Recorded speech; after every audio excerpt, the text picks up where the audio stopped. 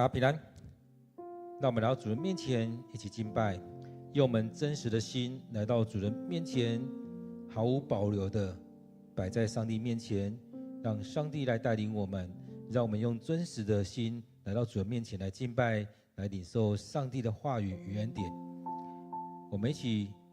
用这首诗歌来敬拜上帝，让我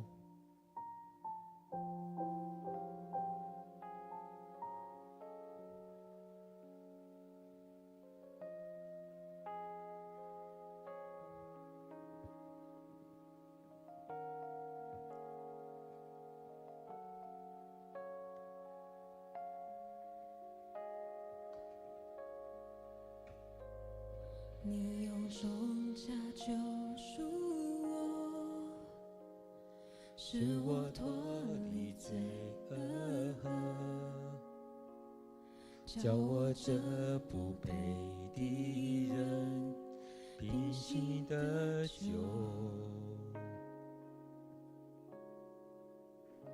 你用生命帮助我，使我胜过老救我，祈求恩主领我迈向树林高峰，让我赞美费尽每次，让我敬拜费尽方式，让我服侍非靠双手，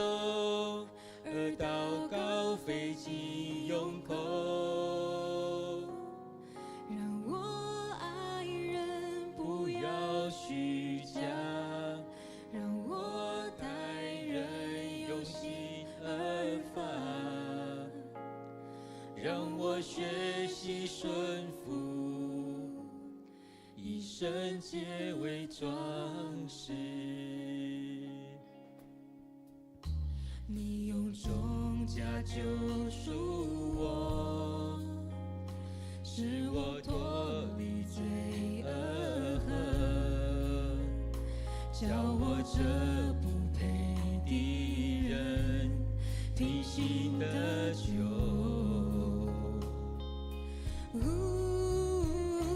你赐生灵帮助我，使我胜过老救我，祈求恩主领我迈向树林高峰，让我赞美费尽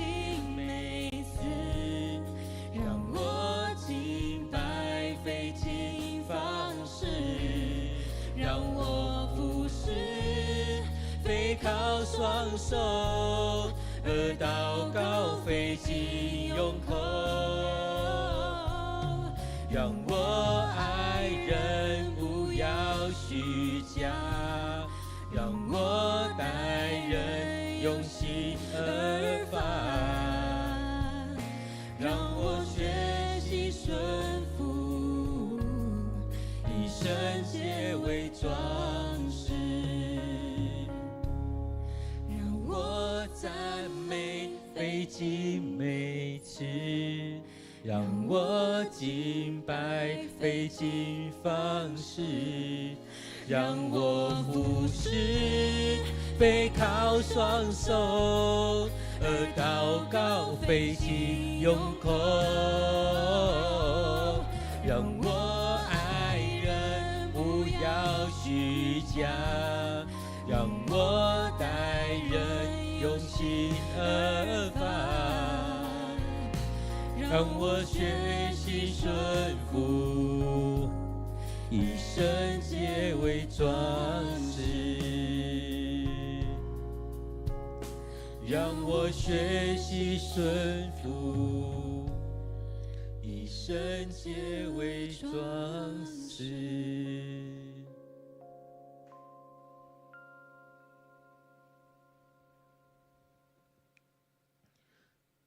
主，愿我们来到你面前，以真实的心来到你面前来摆上，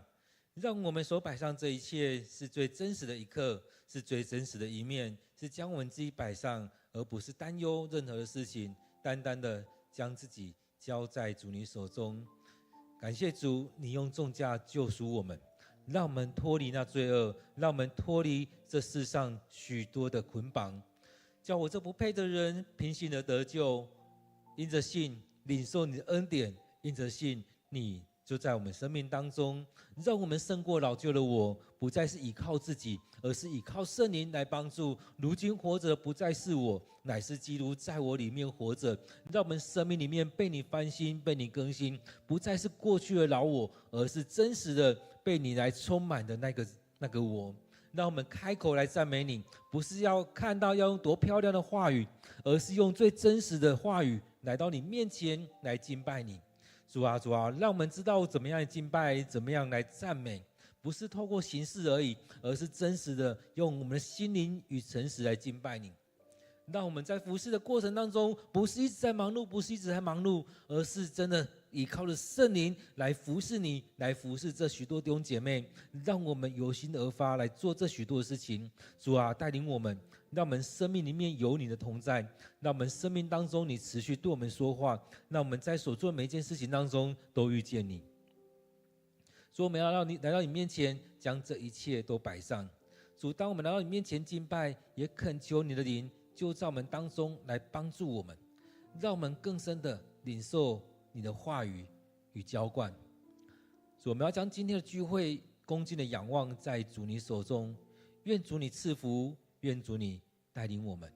我们将祈求都奉靠主耶稣的名，阿们。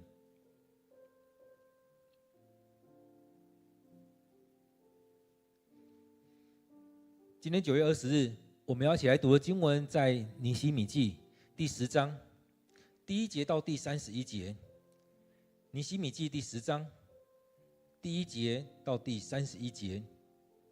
让我们一起来读今天的经文，一起来领受今天的经文。首先签名的是亚加利亚的儿子省长尼希米，然后是西底家，在下面就是其他的人。祭司有希莱亚、亚撒利亚、耶利米、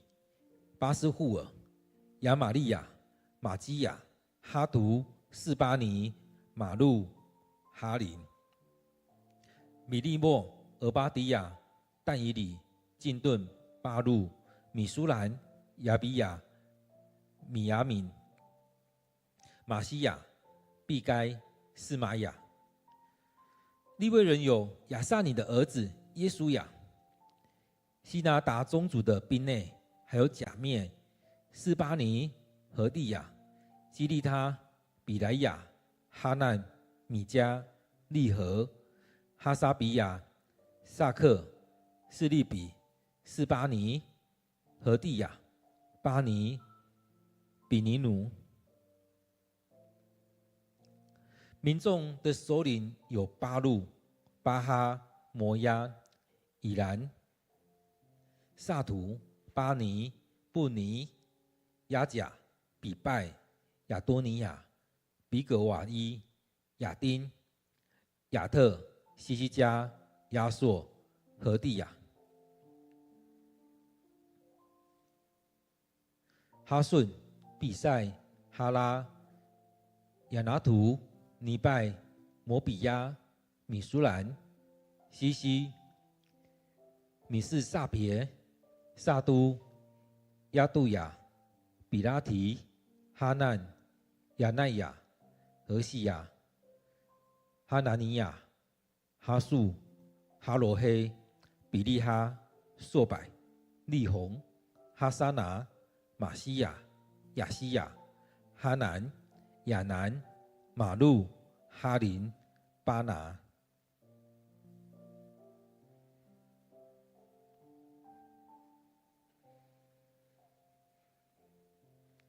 我们这些以色列人、祭司、利未人、圣殿守卫、圣殿歌手、圣殿工人和所有遵从上帝法律的人，已经跟住在我们土地上的外族人隔绝了。我们和我们的妻子以及所有能明白事理的孩子们，在这里跟我们的领袖们一同发誓，如果我们发誓将受处罚，如果我们背誓将受处罚，我们发誓要照上帝借他仆人摩西所赐下的法律生活，我们要听从上主我们的主给我们的命令，我们要遵守他一切的法律和规例，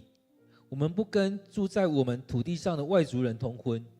如果当地的居民在安息日或其他圣日带五谷或别的东西来卖给我们，我们不向他们买。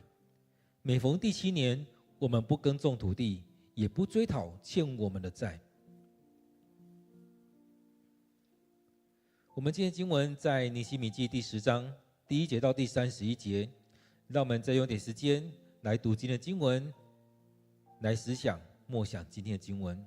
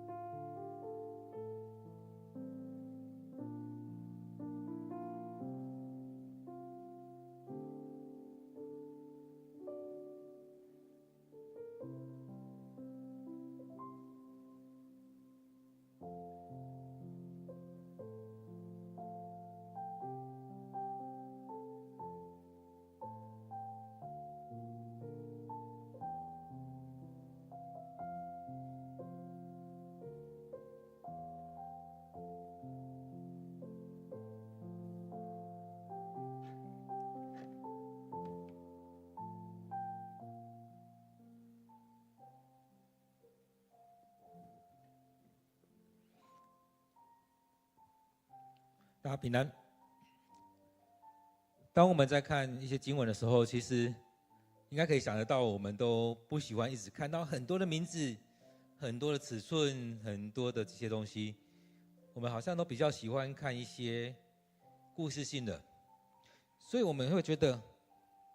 今天的东西好像不是那么容易去看见。而在当中，当我们在看的时候，也可以看到这当中代表的许多代表性的人物就在这里面。所以当我们在看一些群体的时候，这也让我想到很像原住民一样，在我们现在台湾的原住民里面，或许以前的状况比较像，当一个酋长、一个族长他站出来了，他确立了哪些事情的时候，就整个族、整个村就照这样走。所以很象征性的，在当中这些领袖所代表的就是整体了。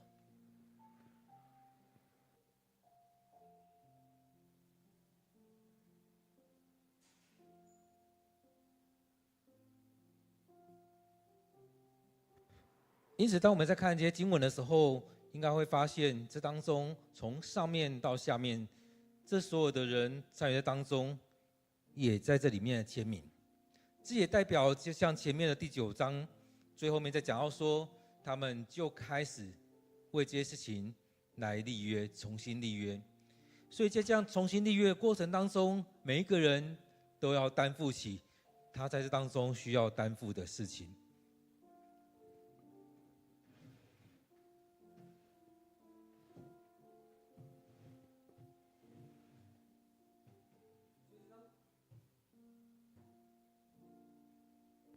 因此，在今天的经文里面，我们来看，当他们在说要立约的时候，在当中每个人也要参与在这里面。这边讲到说要重新立约，首先是谁？这边讲到说是哈萨利亚的儿子省长尼西米，然后是西底家，在下面就是其他的人。所以当中我们看到这些当领袖的人，当带领的人，当然他们就要带头来做这样的事情。所以说要立约，不是你们来签，你们来签，好像大家被卖了。而在当中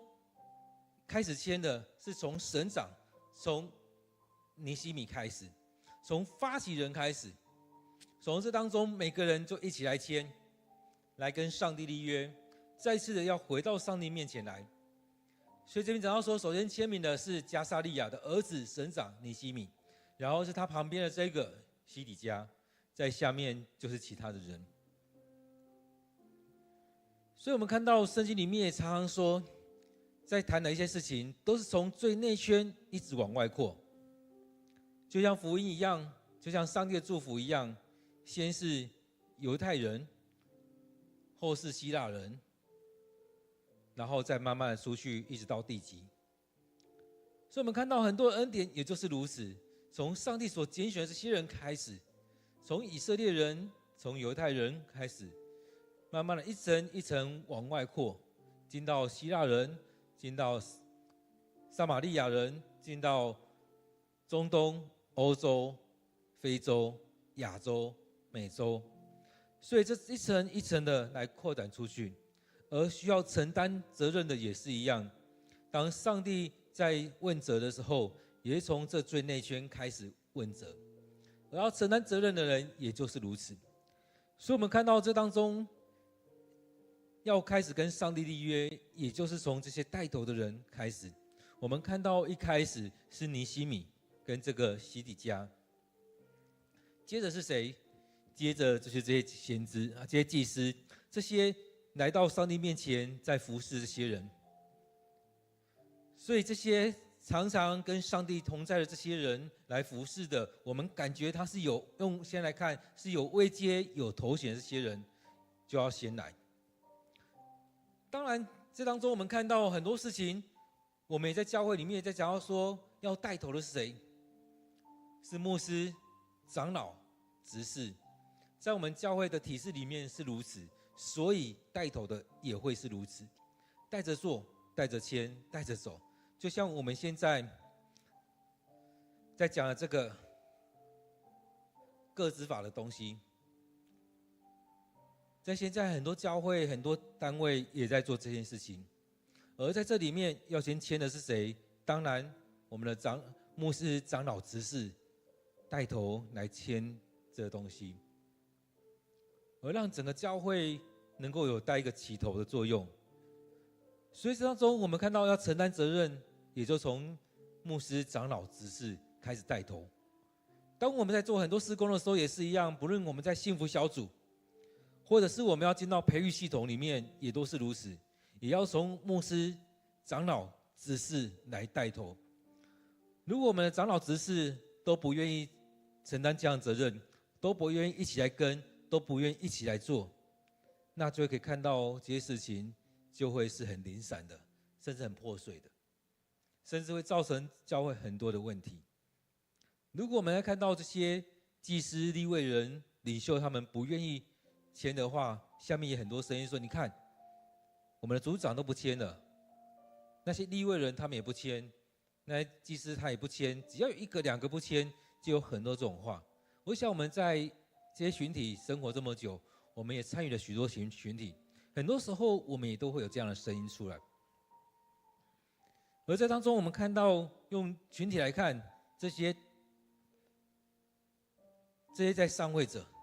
他们能够这样做，当然就能够带出这起头的作用。而在这里面也带出了那许多的属灵的意义。当祭司们愿意这样做，其实也带着说，在这当中大家都愿意归向上帝，都愿意来这样子。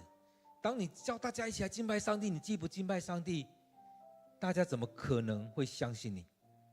所以在当中我们看到许多时候就是如此。这边祭司里面讲到说，西莱亚等等这许多的人，我们看到这当中或许有一些我们是名字熟悉的，而在当中里面很重要是他们有祭司的职分。祭司签完了，其实这些可能是比较带头的祭司，这些当下的祭司可能不止这些人，然而这些是比较带头的这些祭司，利未人就更多了。所以这边签的利未人也有这么多，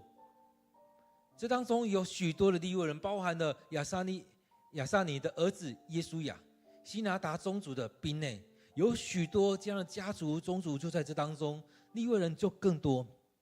所以这当中，当这个家长、这个族长他出来签，也就代表我们整个族群，我们这整个宗族愿意这样做，带头这样做，代表了一个人出来，就代表了这整个群体。所以这当中，我们看到在这属灵意义当中，最重要这些人之后，接下来就是领袖。所以我们看到，当旧约在看新约里面在招聚人的时候，不会只有招聚祭司，会招聚祭司和利未人以及人民的领袖，包含了族长，包含长老。所以在这里面，我们看到这边也有更多的民众的领袖。我们看到利未人可以说是12支族当中的其中一支，而这样的民间的领袖，又是可以说是他们的11倍，有更多的人在这里面。所以在当中至少有这11个支派，这11个支族、12个支族人都在当中来回应了。所以当有这样回应的时候，其实不单单只是这样签约而已，不是这样立约而已，更重要的是接下来我们该怎么做。接下来我们要有实际的行动来回应上帝。所以当中当我们在看这些名字的时候，很多时候我们也可以去看，有很多名字是会觉得熟悉的。就像我们常常说，有些熟悉的面孔在我们当中，有些熟悉的名字在我们里面看得见。在当中有这许多人，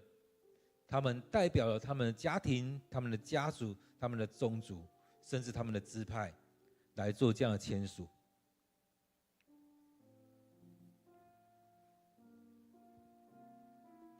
所以这林林总总非常多，从上到下，从属灵的领袖到生活的领袖，在这各个层面当中，都有上帝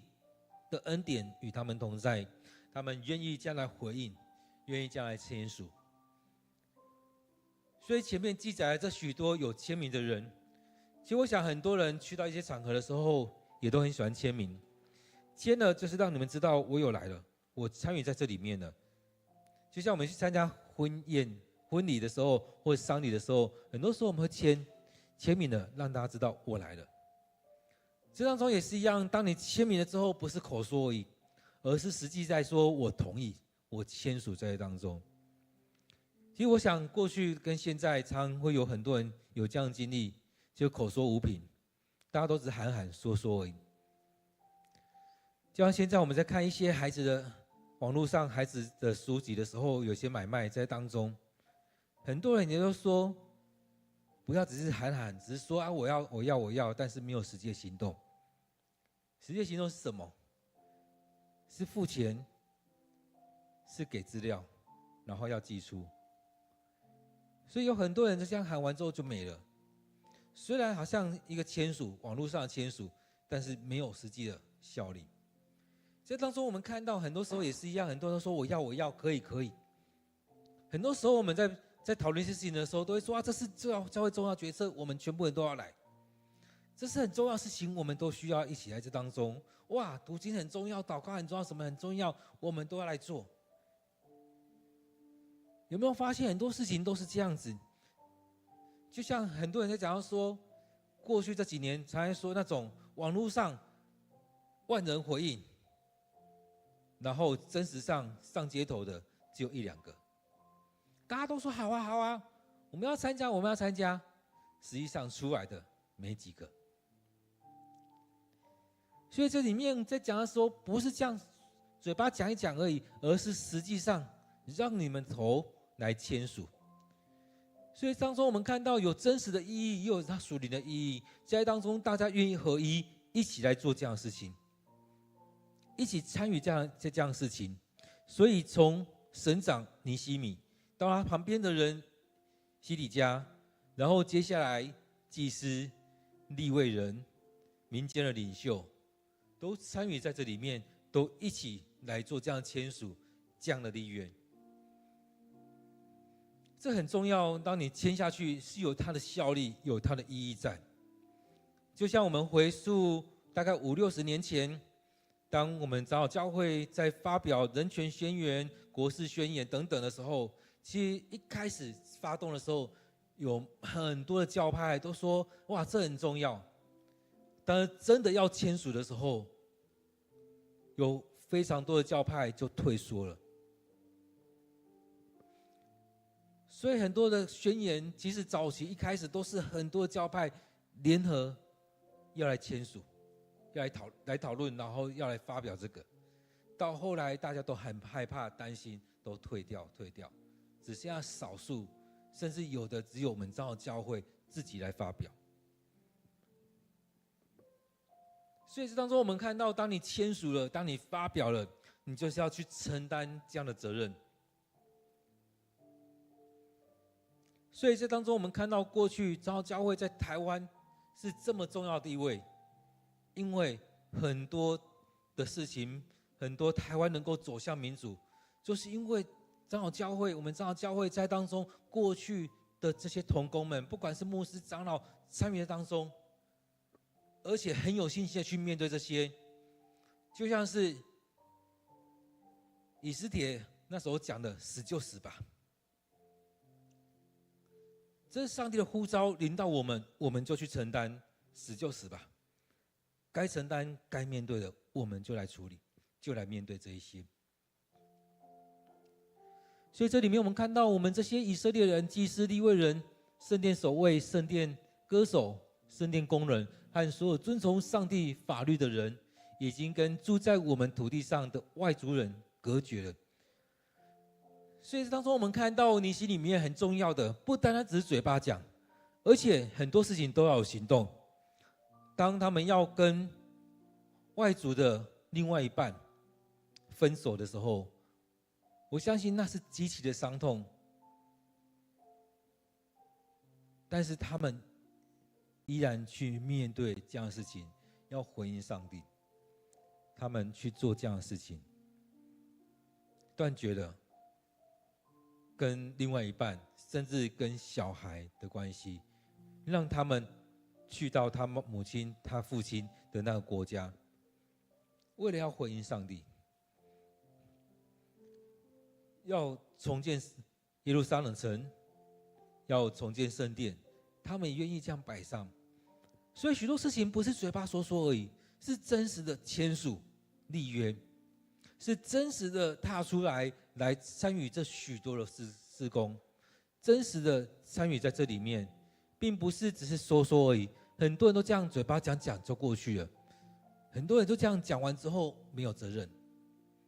所以这边讲到说，我们这些遵从上帝法律的人，所以有很多不遵从的，他们依然在那当中，或许要被赶逐出去。然后他讲到说，我们和我们的妻子以及所有能明白事理的孩子们，在这里和我们的领袖一同发誓，如果我们背誓，将受惩罚。所以在当中，也就是要跟上帝来做这样的立约，要遵守上帝的命令，遵守上帝的条例。我们发誓要照上帝借他仆人摩西所赐下的法律来生活。我们要听从上主我们的主给我们命令，我们要遵守他一切的法律跟规律。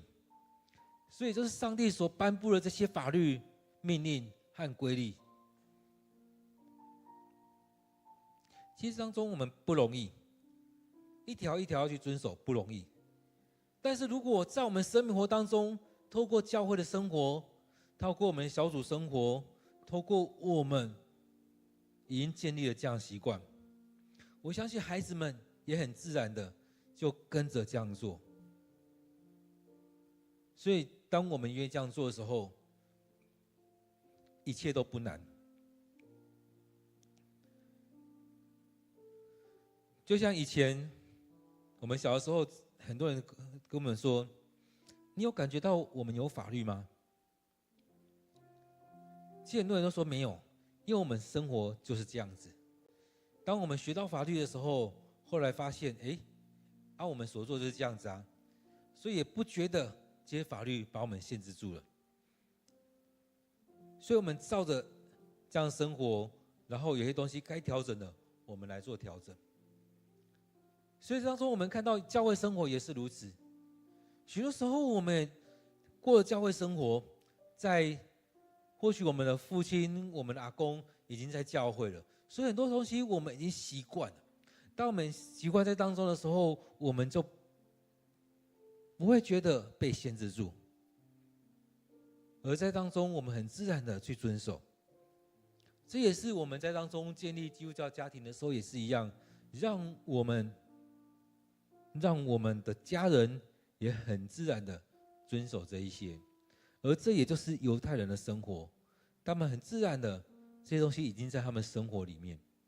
然而在一开始要去遵守的这群人很不容易，要去遵守这群人是不是能够真实的去遵守？所以这边讲到说，他们要立约，要去遵守上帝透过摩西所颁布的这些法律，要听从上帝给我们命令，然后遵守他一切的法律跟规律。所以这说一切其实不容易，但是愿意。我们看到当我们生命要调整的时候，你愿不愿意？当你愿意的时候，这一切好像看似束缚的，我相信这些都成为祝福。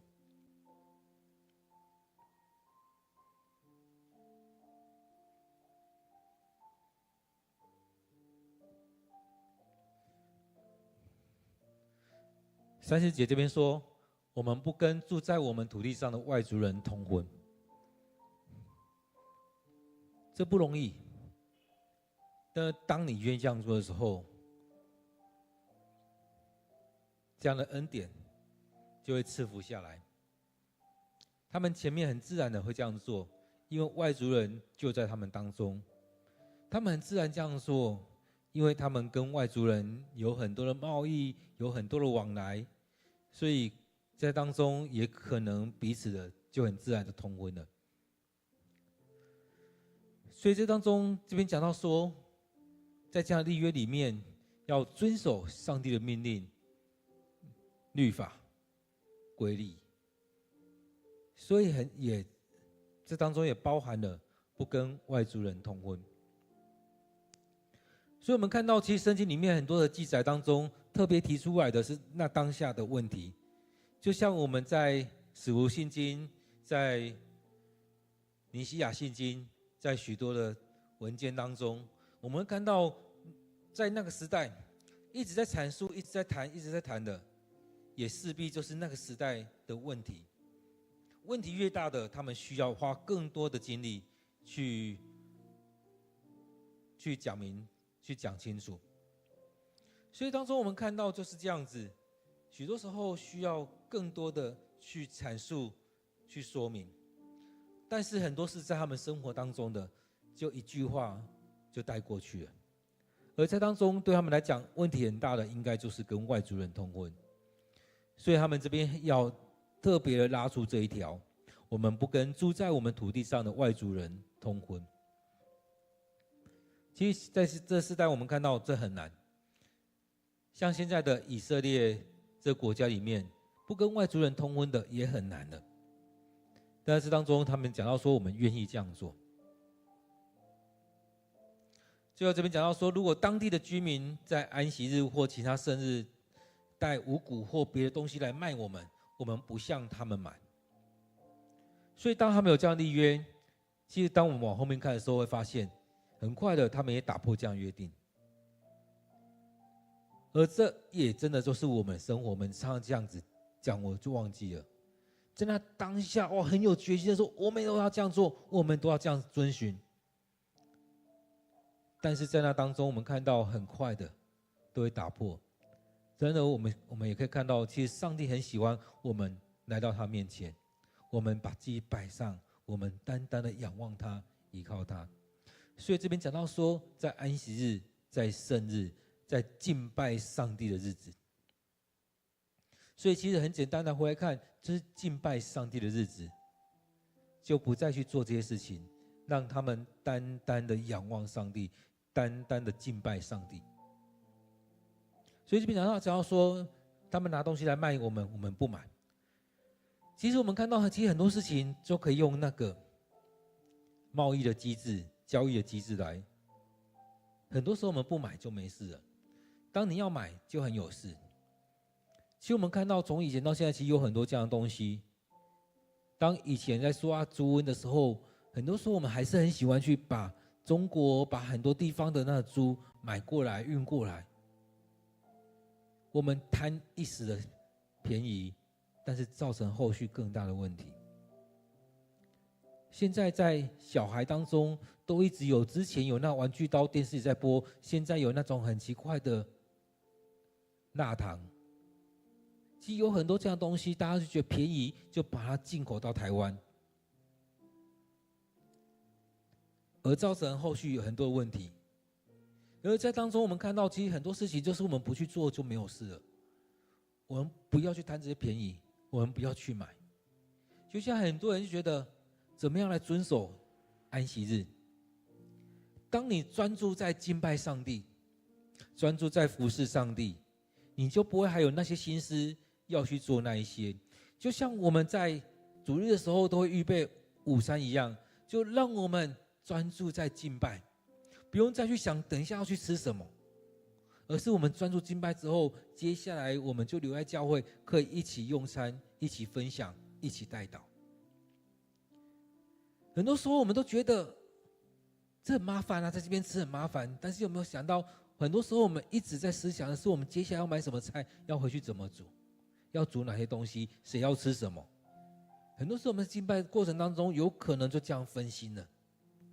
所以在这当中，让我看见的是，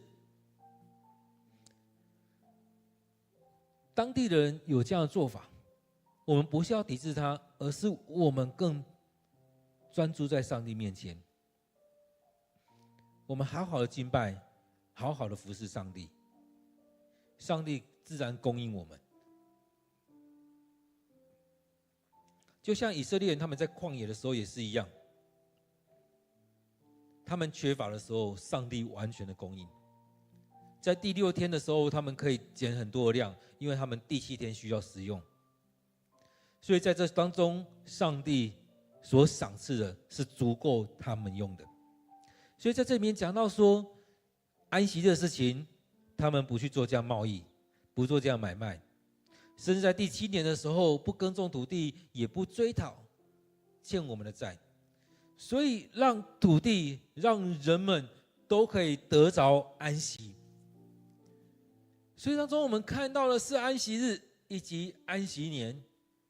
在当中不管是这样安息日，这样安息年，都是让我们能够安息，让土地安息，让我们能够专心的来敬拜上帝，而且在当中好好的去享受上帝所赐的这一切。上帝要祝福在我们当中，要给我们这一切。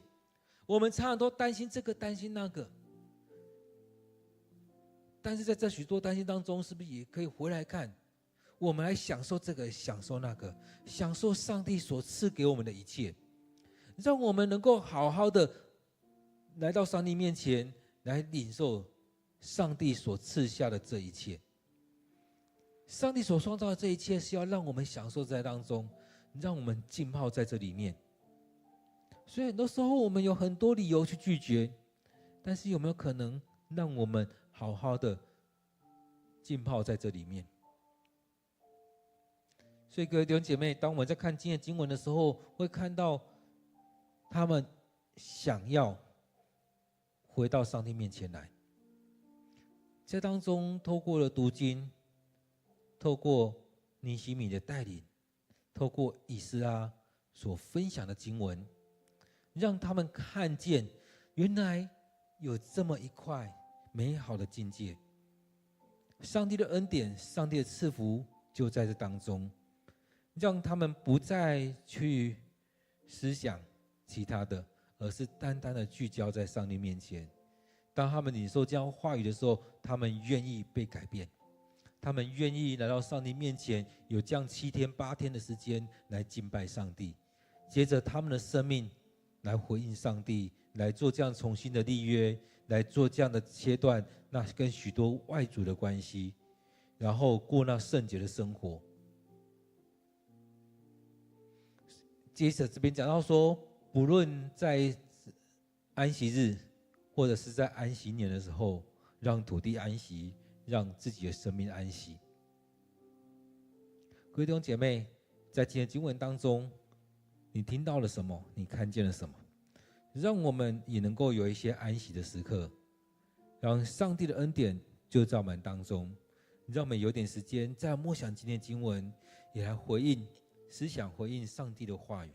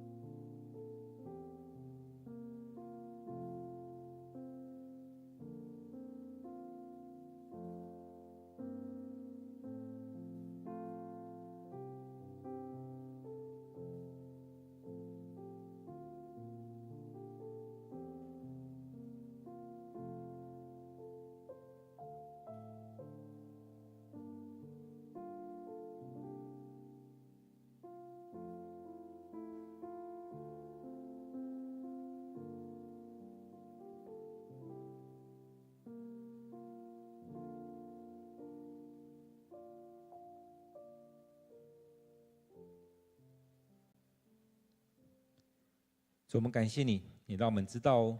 你期待我们修复跟你的关系。透过过去摩西所带来这许多献祭，让我们修复与你的关系。透过尼希米带领着以色列人来重修圣殿，重建耶路撒冷。在这过程当中，也如同是一个献祭的过程，而在这过程当中，也包含了以斯拉来读上帝的话语，也包含这当中，他们听完之后，他们愿意有行动的，透过了住棚节，透过立约，透过实际的去割席，在当中来恢复与你的关系。主，愿主你就在我们当中来掌权，来帮助我们，也让我们在每一天的读经当中都有更多的领受，也在这样领受当中去经历你上帝你的话语进到我们生命里面。你是又真又活的上帝，你在我们生命当中来掌权，要来帮助我们。亲爱的主，我们要将今天这段时间我们所读的经文，所听到的，所默想的，都陈列在主你面前，恳求你帮助我们，让我们透过这许多的话语，被上帝你的话语来牧养，吃进我们生命当中，成为我们生命的帮助，成为我们生命的养分。亲爱的主，我们要将今天的聚会再次的陈列在主你的面前，愿你悦纳我们所摆上的，也祝福在我们今天所有参与的弟兄姐妹当中，让我们愿意将你的话语放在我们生命里面，成为我们生命的养分。献上我们的祷告，都奉靠主耶稣的名，阿们。各位弟兄姐妹，期待我们每一天都有一段时间来到上帝面前，一起来敬拜，一起来领受上帝的恩典，也愿上帝赐福于你。